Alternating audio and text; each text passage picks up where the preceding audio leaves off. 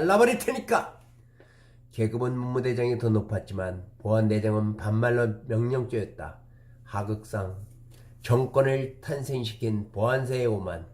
문무대 입소 중 시위는 일상적이었다. 광주에서 학살이 벌어진 지 한 해 남짓인데 대학생들이 그냥 지나갈 리 없었다. 학교는 형사들이 교실까지 들어와 감시를 하니 시위가 쉽지 않았다. 문무대는 비록 병행이었지만 학생들이 자유로이 모이고 집단 행동을 할 수 있으니 시위는 기본이었다. 더구나 고대는 교륜반대를 비롯해서 독재항거가 전통이었으니 문무대 시위는 나름대로 쉬운 예측이었다. 고대와 외대의 저항 서클들은 시위를 준비했지만 전체가 조직화된 것은 아니었다. 일단 가서 상황을 보며 붙자. 문무대에 입소하는 날은 보안대장의 날이었다. 고대의 법대생들이 선두로 도착하여 버스에 내리자마자 독재 타도를 외치며 연병장을 잡자 그는 악담을 부렸다. 이 새끼 개새끼들 어디서 대머지냐, 빨갱이 새끼들 같으니라고. 보안대장의 욕설이 불에 휘발유를 공급했다. 보안대장 학생들을 다 내쫓겠다고 큰소리치면서 그러면서도 뒤탈이 두려웠다.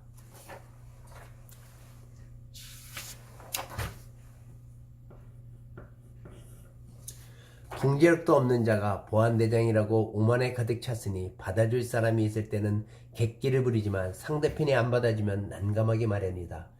욕설을 퍼붓던 보안대장은 학생들과 옥신각신하다가 보아에게 학생대표하고 교수를 데리고 오라고 했다. 교수들과 학생대표가 오자 그는 일갈했다. 이 새끼 개새끼 다 죽여버리겠어. 교수들은 난감했다. 수습하자고 하더니 대뜸 욕설이었다. 학생대표가 자리를 박차고 나갔다. 연병장에서 기다리고 있던 학생들에게 상황을 전하자 학생들이 일어나 다시 독재 타도라는 구호와 훌라성을 부리며 연병장을 돌기 시작했다. 왜 그런지 보안대장이 자초한 것이었다. 어쩌면 의도적으로 부추긴 것인지도 몰랐다. 이번에는 보안대 장교가 외대생들을 향해 비아냥거렸다. 아유, 고대가 데모하니까 따라하냐, 이런 폐알도 없는 놈들아. 외대생들이 와 하며 그를 둘러쌌다. 험악한 사태가 되자 누군가 그를 위해 길을 열어주었다. 모자가 떨어졌지만 죽을 생각도 않고 죽어라 도망갔다. 길길이 뛰는 보안대장을 뒤로하고 문무대장이 나섰다. 결국 합의가 되었다. 입소했으니 훈련을 받으면 이전의 일은 아무것도 묻지 않겠다. 학생들이 건물 내 내후반으로 들어섰다. 곳곳에서 작은 충돌들이 일어났지만 일상적인 것들이었다.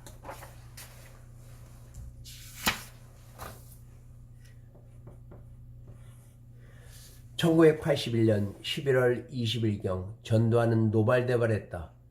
뭐? 대학생 놈들이 총을 훔쳐가? 이 빨갱이 새끼들이? 네? 그래, 감히 우리 군대 안에서 총을 훔쳐갖고 데모를 해? 싹 잘라서 제일 고생한 데로 보내버려. 그거 있잖아, 양구 21사단, 인제 12사단, 화천 7사단 고생 좀 시키라고. 정신 대가리들 고쳐라! 병역하되 분명히 대망하다고 온 놈들아 쓰라고 해! 이놈의 대학생들 때문에 내 머리가 아파 죽겠어. 어떻게든 작성을 한번 내버려! 더 이상 시끄럽지 않도록.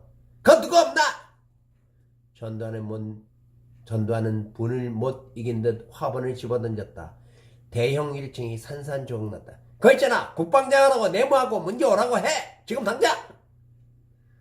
1982년 12월 1일 국방부는 소요 관련 대학생 특별 조치 방침을 마련해 12월 3일 청와대 구두로 보고를 했고 12월 5일 국방장관과 내무장관이 합의서를 작성했다. 경향신문.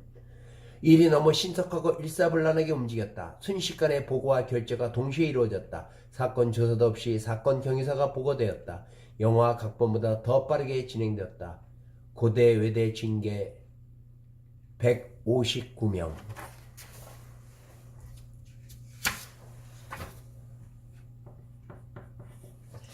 (1981년 12월) 중순경 일지. 갑자기 날아든 제적 통보에 고대 외대생들은 이게 뭔가 했다. 고대 109명, 외대 50명. 외대 상황. 외대 영옥과 신보의 어머니는 고교생이었다. 건강도 안 좋은 아들이 시위를 주동하여 제적을 시켰다니 말도 안 되는 일이었다. 50명의 징계자들의 부모들이 처음에는 한두 명 서로 연락하다 여럿이 되자 학교를 찾아갔다. 외대 김창북 부총장은 묵묵히 듣기만 했다. 총장은 심각한 교통사고로 입원한 지 여러 달이었다. 아이들이 뭘 했길래 제적을 시키셨죠? 저희들도 사실은 잘 모릅니다.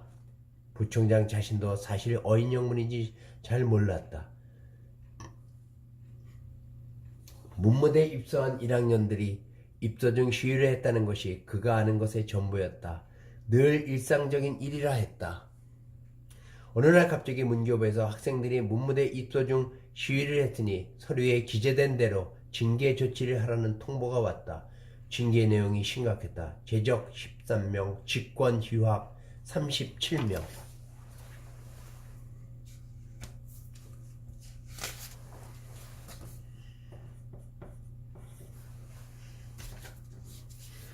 이렇게 많은 인원을 징계하느니 실무자인 학생처장을 보니 그도 난감해하고 있었다. 이 정도면 전체 보직 교수 회의를 열어야 했다. 학교의 심각한 사안은 전체 보직 교수 회의를 거쳐 시물이라고 결정해야 했다. 안 됩니다. 학생처장이 반대했다. 왜죠? 문교부로부터 철저히 함구하고 통보받는 즉시 징계하라는 지침이 있었습니다. 이제 문교부와 대학도 군대처럼 상명하복의 관계가 되었다. 총장도 부총장도 자리를 지키려면 독자가 시키는 대로 해야만 했다. 부역하지 않으면 자리를 내놓아야 하는 것이다.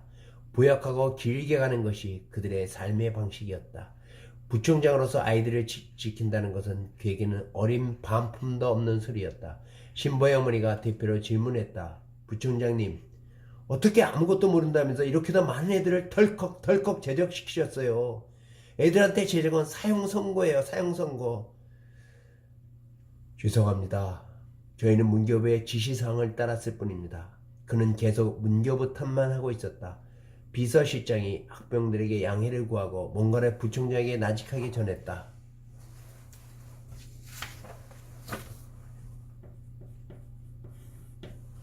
죄송합니다. 잠깐 결제할 것이 있어서 비서실서 사인 좀 하고 오겠습니다. 학부형들이 고개를 끄덕였다. 하지만 부총장은 곧바로 대기하고 있던 승용차를 타고 퇴근해버렸다. 1시간쯤 지나자 비서실장이 죄송스러운 표정으로 나타났다.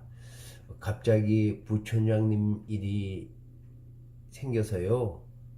모두가 어이가 없었다. 아니 사인하라고 하셨는데 내빼셨네. 아주 그게 아니고 비서실장이 얼버무렸다.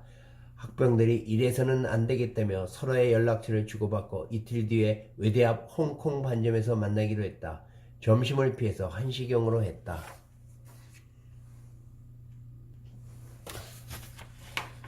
(1981년 12월 15일) 한시경 일지. 학병들은 홍콩이라는 중국집에서 1시에 만나기로 했었다. 거의 대부분 연락이 되어 많은 학병들이 모이고 있었다. 하지만 홍콩의 문은 굳게 닫혀있고 주변은 해골단 애들이 서너씩 모여서 지나가는 학부형들을 빈정거렸다. 아이 씨발 옆에 애들이 뭔 짓거리들이야? 이번엔 제적이 아니라 씨발 죽어 자빠져야 정신 차릴라나? 아 씨발 확 구덩이에 파묻어 버려? 한 어머니가 폭발했다. 야 이놈들아 뭐 어쩌고 어째? 이런 씨발 아줌마가 낯을 처먹었나? 저러다 돼지면 누가 묻어주나? 빨갱이 자식이 묻어주겠지. 뭘 봐 인간들아! 주변 지나가는 사람들에게도 해골따는 욕지거리였다.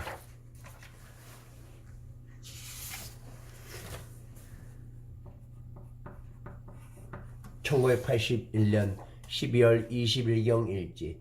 신번의 어머니는 교사였다. 교장이 불렀다. 대충 얘기 들었습니다. 죄송합니다. 다 이해하지요. 자식 일인데. 제가 어떻게 하면 될까요? 그렇지라도 아빠는 공직에 있어서 1년 휴직계를 내셨습니다. 아, 그 직장 아직 연락을 못 받은 모양이군요. 네?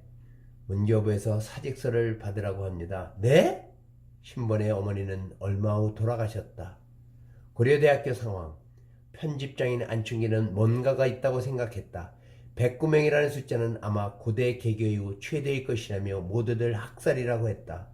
운동권의 조직된 데모단 일반 아이들의 평범한 데모에 왜 저들은 그렇게 대량 학살을 감행한 것일까?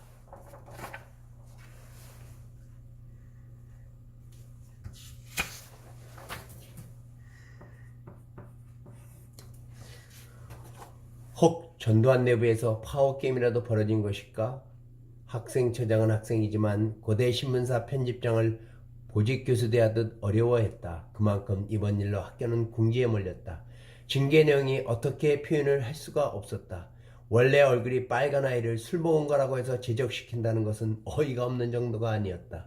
친구가 운동권이라고 해서 제적시킨다는 것도 가관이고, 시위에 한 번도 참여한 적이 없는 학생을 운동권 학생의 중학교 동창이라고 해서 제적시킨다는 건 이제는 고대만 다니면 언제든 제적당할 수 있다고 협박하는 것이었다. 109명이나 되는데 어떻게 하실 것입니까? 내가 무슨 힘 있나 시키는 대로 해야지. 그게 말이라고 하십니까? 그깟 학생처장 자리 하나 지키려 학생들 그처럼 노력하십니까? 말 함부로 하지 말게. 말 함부로 하지 말라니요. 순간적으로 충기가 폭발했다. 당신은 함부로 하지 마세요. 애들이 저렇게 많이 제적당하는데 처장 자리 하나 보존하나 가만히 있어요. 단번에 너무 많이 나갔다. 그러려고 만나지 않고 한 것이 아닌데.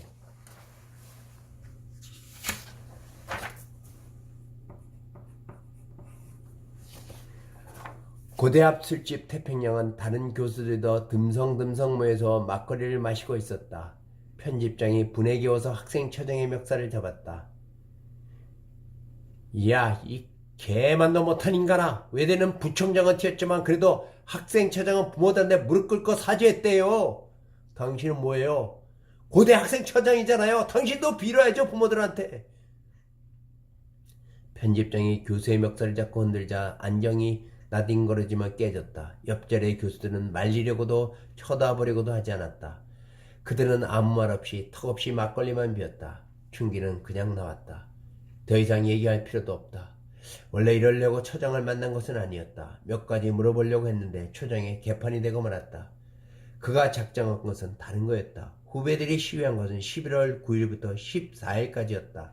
그런데 12월 1일 국방장관이 소요 사태에 대한 대책을 발표한다는 건 물리적으로 불가능한 일이었다.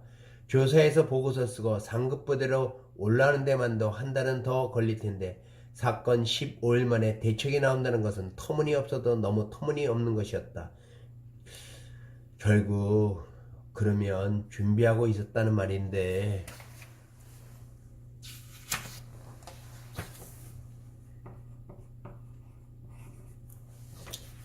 상대편이 왜 그런 일을 알아내야 대책을 수립할 수 있다. 그래야 109명 중 몇 명이라도 살릴 수 있지 않을까? 의대생 7명 중 한 명이라도 건질 수 있지 않을까? 그 다음날 편집장은 내 손으로 학생처장에게 전화했다. 편집장입니다. 말씀하시게. 점심 약속 없으시죠? 있지만 사소하니 바꾸지. 교수식당에서 뵐까요? 그냥 여기서 먹지. 배달시키면 되니까. 네, 조금 있다가 뵐게요. 그러시게. 어제 그런 홍역을 치르고도 학생처장은 편집장을 마다하지 않았다. 고대는 묘한 정기가 그들에게는 같이 흐르고 있었다. 어서 오시게. 네.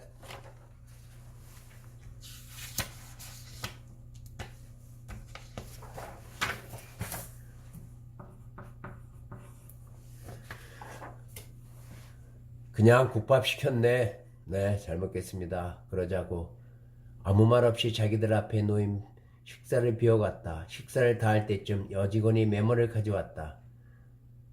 2시간쯤 걸릴 것 같은데 기다릴 텐가? 왜 내 부총장 그냥 뛰시는 건 아니죠? 우리 고대 아닌가? 두 사람은 피식 웃었다. 외대 부총장이 학부모를 기다리게 해놓고 튄 것이 벌써 소문이 자자했다. 그런 건 고대는 상상도 할 수 없는 일이었다. 이번 일로 학생처장이 학생 앞에 머리를 조아리는 것이 그것이 고대의 분위기였다. 편집장은 몇 가지가 그 앞에 있었다. 도대체 왜 이러는 건지 이유를 알아내야 했다. 사전에 조직적인 플랜을 가졌던 것도 아니고 군인이 다치거나 기물이 부서진 것도 아닌데 이렇게 큰일을 벌이는 당국자들이 도저히 이해가 안 갔다. 세상 말로 좀 심하게 개겼는데 109명이나 자르다니 뭔가가 있는 것 같았다. 당장 의대 후배들 제적건이 심각했다. 문무대 건과 별개로 문무대 퇴소 후 술집에서 의대 애들이 문무대에서 본 비디오를 따라 김일성 창가를 흉내 냈는데 그것을 성북경찰서가 알고 붙잡고 늘어져 노래했던 7명이 전부 제적이었다. 술집에서의 일까지 성북경찰서가 알 정도니 뿌락지가 많기도 많은 모양이었다.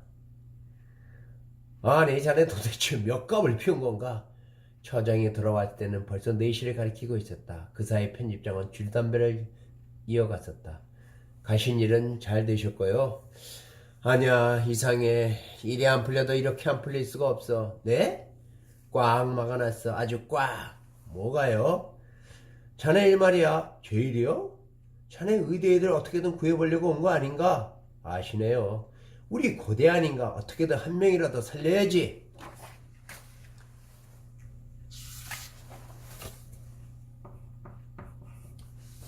그러게요. 근데 꽉 막아놨어. 아주 요지부동이야. 전두환 참모들하고 얘기 좀 해보세요. 만나 주기는커녕 중간 다리들도 혀를 내둘러. 왜요? 고대가 없는 것이 어디 있습니까? 좀 잘해보세요. 그래야지 한 명이라도 건져야지. 이럴 순 없어. 그러게요. 이제는 동업자가 됐다.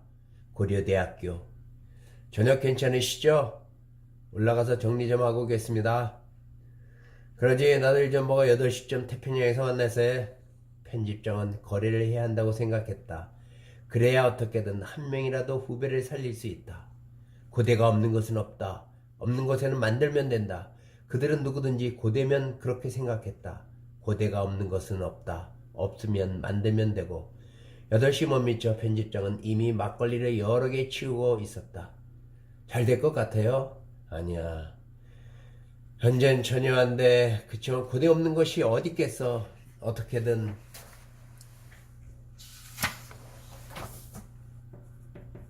해봐야지. 오늘 술값은 제가 내겠습니다. 그래? 비싼 안주 먹긴 들렸군. 싸우려면 잘 먹어야 되는데. 아따 제 하숙비로 고기 사드리겠습니다. 그럼. 오랜만에 처장은 환하게 웃었다. 편집장의 의심에 처장도 동의했다. 기획 시나리오관이면 물리적으로 날짜가 불가능해. 그러게요. 쥐들끼리 파워게임인가? 저도 매파 작품인 것 같아요. 그래서 내가 문무대 거는 손도 못 대고 의대 건에 집중하는 거네. 저도 그런 생각이에요. 기자 선배들 만나고 있습니다. 역시 자네답군. 고대가 우리에게 준 선물이야. 그러게요. 그들이 그나마 스스로 위로를 할 때쯤 문무대 학장이 누군가를 데리고 처장 자리에 왔다.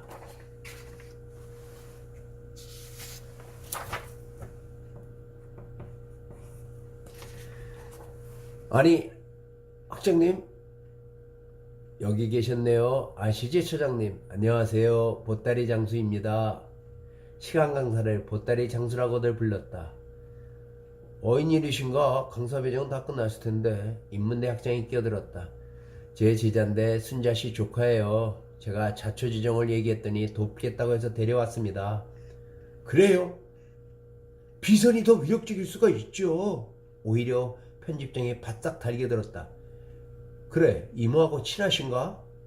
이모가 대학을 못 나와서 요즘 자주 불러서 이것저것 물어보세요. 그래? 나 좀 만나게 해주게. 어렵지 않아요. 내일이라도 좀 해주게. 시간이 없네. 하루가 1시간이 급해요. 그럼 카운터에서 전화 지금 때릴게요.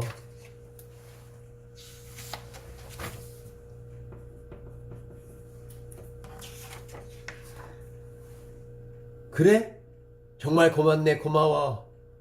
아유 처장님 저도 고려대학교 나왔습니다.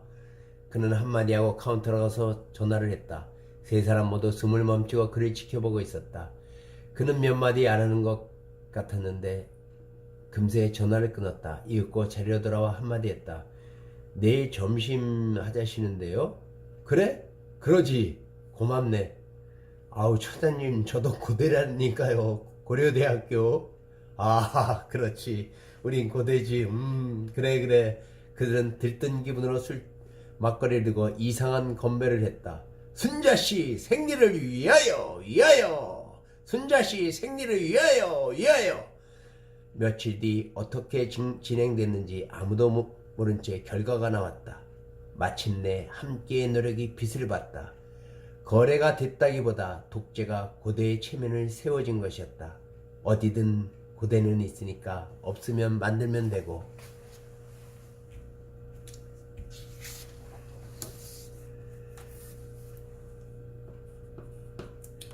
10-3 강제 진직 1121명. 서문. 아들 일은 아들이 하지요.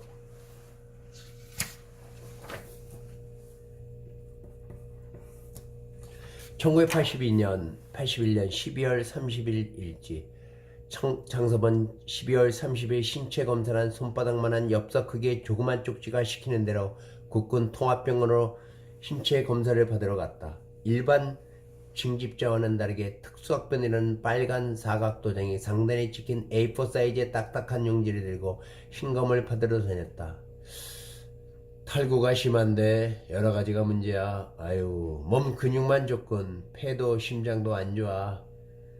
어렸을 때부터 그랬어요. 집안 내력이 있나? 예, 전 그저 그런데 동생은 심한 장애자예요. 유전인 거 알지? 네. 호흡이 문제가 생기면 주변에 일단 도움을 청하고 응급이 올 때까지 자기에 맞는 복식 호흡을 해봐. 보통 일이 아니야. 네, 감사합니다. 의무관 대위는 안쓰러운 얼굴로 쳐다보니 방위 소집이라고 썼다. 그러자 옆에 있던 보안사 대위가 단번에 두 줄로 쭉쭉 그었다. 그리고 자기 도장을 찍었다.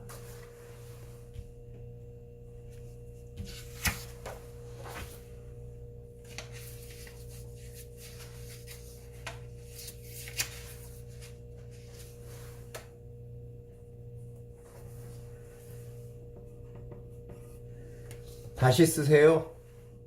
피검사자는 방위 소집에 해당됩니다. 의무관님, 연락 못 받으셨어요? 지침에 이런 내용은 없습니다. 나 참, 그 지시사항이 그런 거예요. 그 지침이 혹 오해했을까봐 제가 이렇게 한 거 아닙니까? 저 많이 바쁜 사람입니다. 지시사항은 특수학변자는 철저히 하라는 것입니다. 이 피검사들은 징집 면제라고 써도 무방한 경우에요.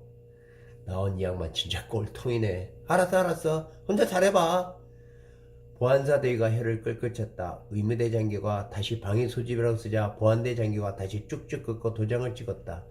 의무대 대위가 안경을 벗고 눈 주변을 손으로 문질렀다.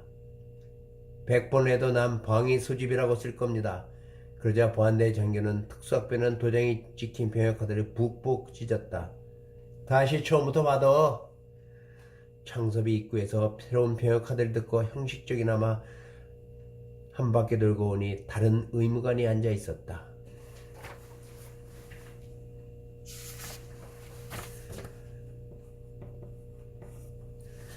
그가 하단 오른쪽에 아래 현역이라고 썼다. 창섭이 그의 얼굴을 쳐다보자 그는 얼굴을 돌렸다. 그의 계급을 보니 아까는 대위였는데 이번에는 상사였다. 상사가 어떻게 의무관이에요? 미안하다. 그리고 그 자리에서 1982년 1월 5일 입대라고 써서 주었다. 병원은 엄마와 서울에서 단둘이, 아빠는 부산에서 혼자 은행 기숙사에서 생활하고 있었다. 외아들이 제적이라는 것도 충격이거니와 지역 본부장이 자기까지 난처하다는 얘기가 도무지 정신을 차릴 수 없었다. 생각해보세요. 여기가 은행인데 자식이 빨갱인 사람이 지점장이라고 소문나면 누가 은행에 오겠어요. 꼭 아드님 잘 설득해서 자진 입대하게 하세요. 아셨죠? 하지만 지점장은 고개만 숙인 채 아무 말이 없었다. 대답 좀 해보세요. 그는 지점장의 상관이었지만 부하 지점장 때문에 자기가 진급에 문제가 생길 수 있다고 생각하자 다급해졌다. 서울 본부에서 내용은 잘 모르지만 지역 보안사에 적극 협력하라는 전화 지시사항이 있었다. 전통. 지역 보안사? 은행은 금융권인데 무슨 정보기관하고 연관이 있다는 것인지. 참. 주변 인사에게 물었다. 아유, 참 세상 돌아간 걸 그렇게 모르시어요? 시장님 위에 지역 보안사 책임자님이 요즘 순서예요. 정신이 번쩍 들었다. 평소 근무 점수가 지역에서 수석이어서 다음 본부장이 유력한 지점장이었다. 사생활도 깨끗하고 가족관계도 원활했다. 금융계는 금융사고에 민감해서 가족관계나 사생활도 평상시에 늘 알게 모르게 체크한다. 아들이 명문대에 다닌다는 것도 알고 있었다. 1학년이지만 고시를 준비한다고 들었는데 빨갱이로 대학에서 제적이라니. 하여간 그에게는 부담도 되고 자칫 잘못 처리되면 자기 승진에도 문제 생길 수 있다는 것이 직감으로 왔다. 저도 우리 아이가 빨갱이란 것이 도저히 믿기지 않습니다. 대학 입학한 뒤 한 것은 야구밖에 없고 이제 슬슬 고시 준비하고 있었습니다. 그게 무슨 상관이에요. 전애들이 빨갱이는 빨갱이고 검둥이는 검둥이 세상 아닙니까?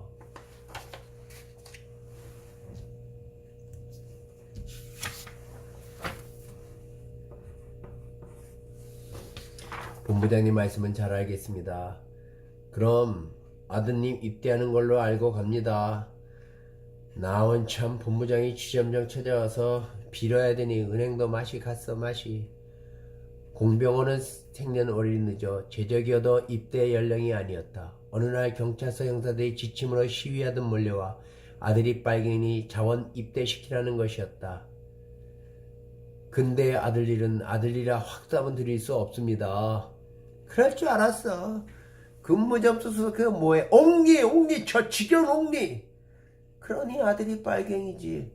죄송합니다 본부장님. 네 그럴 줄 알고 저번에 사직서 쓰신 거 들고 나왔어요. 아 그건 일과 아무 관계 없잖아요. 지점장 당신이야 관계없지. 난 관계가 아주 심해요. 나 승진 못할 수 있다고 당신 때문에. 이거 내일 당장 처리할 수도 있고 내일 할 수도 있고 모레 할 수도 있고. 아유 나원 참 빨갱이 아들 주제에 뭐 할 말이 많다고. 그는 예전에 썼던 사직서를 허공에 휘휘 흔들다 갔다. 병호가 은행에 들어섰을 때 싸한 분위기가 느껴졌다. 예전에 지점장님 외아들이냐며 호들갑을 떨던 직원들이 아무도 인사조차 하지 않았다. 가자.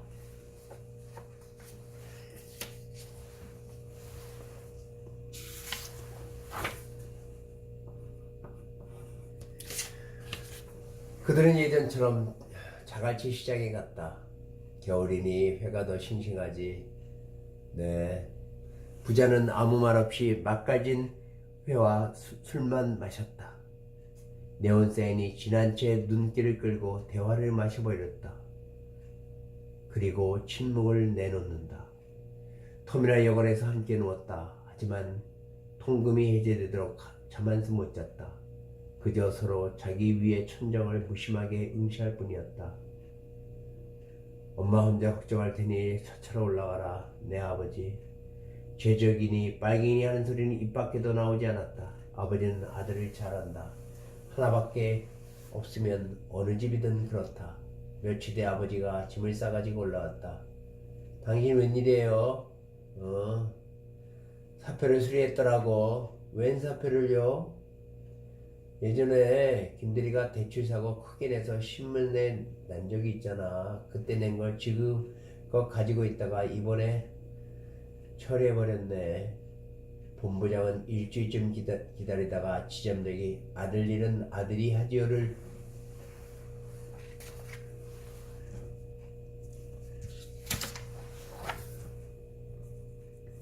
다시 반복하자 한숨을 쉬었었다. 며칠 뒤 사표가 수리되고 금세 새 지점장이 와서 인수인계하고 올라왔다는 것이었다.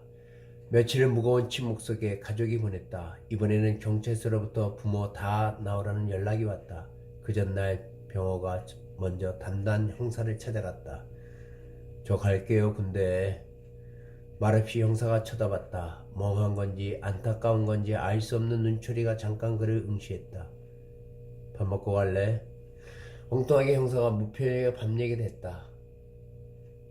저녁 시간이잖아. 됐어요. 응? 내가 안 돼서 친구랑 약속 있어요. 그럼 이거 가져가. 서장이 너네 부모랑 식사하라고 했는데 네가 친구랑 술 마시면 되겠네.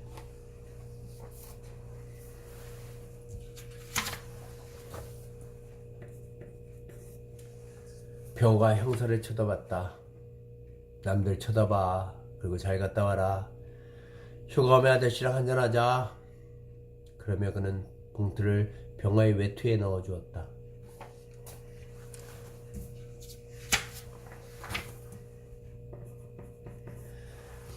(1982년 1월 5일) 일지 병무청에 모였다. 갑작스런 이상한 조치에 병무청 직원도 이게 뭔가 하는 분위기였다. 원래 강제 징집이란 것은 일본군이 조선 청년을 자기들 전쟁의 총알바지로 내보낼 때 시작되었다. 6.25 때는 인민군이 쓰던 악한 일이었다. 그걸 왜 시작하나? 창규는 마중을 하고 있었다. 창섭은 말없이 손을 잡았다. 경사는 아직도 술이 안 깼는지 벽에 기대어 있었다. 경산이 잘 챙겨라. 알았어요. 기호라고 했지? 잘 갔다 와라. 네.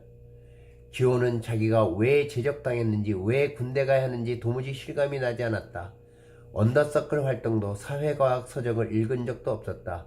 늘 듣는 소리가 넌 공부밖에 할 줄 아는 게 없냐? 였다. 밖에 나다니는 것도 친구랑 어울리는 것도 별로였다. 책과 TV만 있으면 희희낙낙이었다. 책 속의 연이 훨씬 야하고 쏠렸고 TV의 풍광이 여행보다 아름다웠다. 근데 어느 날 갑자기 제적 통보가 날아들었다. 영어과 몇몇에게 전화해보니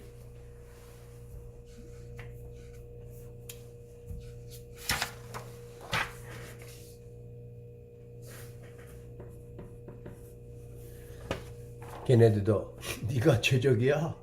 진짜? 그러고 보니 뭔가가 떠올랐다. 수요일이던가 교관의 허락을 받고 훈련 중에 화장실에 갔다 왔는데 지나가던 병사가 자기 이름을 적어간 적이 있었다. 화장실 갔다 왔다고 제적? 교관 허락을 받았었는데 도대체 왜 제적을 당한 거지? 단 며칠 만에 모든 것이 전부 바뀌었다.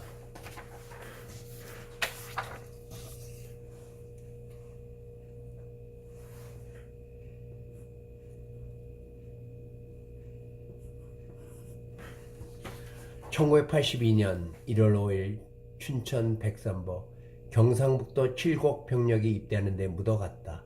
보안사가 경산, 기호, 창섭을 점검하러 왔다. 보안사 중사가 운전병 보고 담배를 사오라고 시켰다. 한 버릇씩 나누어 주었다. 한 버릇씩 가져가봤자 가다 다 뺏긴다. 여기서 실컷 피고 나머지는 딴 애들 나누더라. 뭐하는겨 씨발, 장난하는겨? 경산이 알아들었지만 머쓱해서 오히려 한마디 했다. 군대도 사람 사는 데니까 잘들 갔다 와라. 창섭이 손을 내밀었다. 보안사 중사가 손을 묵묵히 잡았다. 소양호까지 60 트럭으로 가고 소양호에서는 LST를 탔다. LST는 양구 배터까지 갔다. 양구 배터에서 60 트럭으로 갈아탔다. 겨울 버석버석한 먼지를 뒤로하며 달리는 60 트럭은 그렇게 쓸쓸할 수가 없었다. 기호는 한 번 더 엄마를 생각했다. 나 안 나갈 테니 잘 갔다 와라. 그리고 엄마는 뒤돌아서기도 전에 울음을 터뜨렸다. 이게 웬일이냐? 이게 웬일이야? 기호야, 기호야.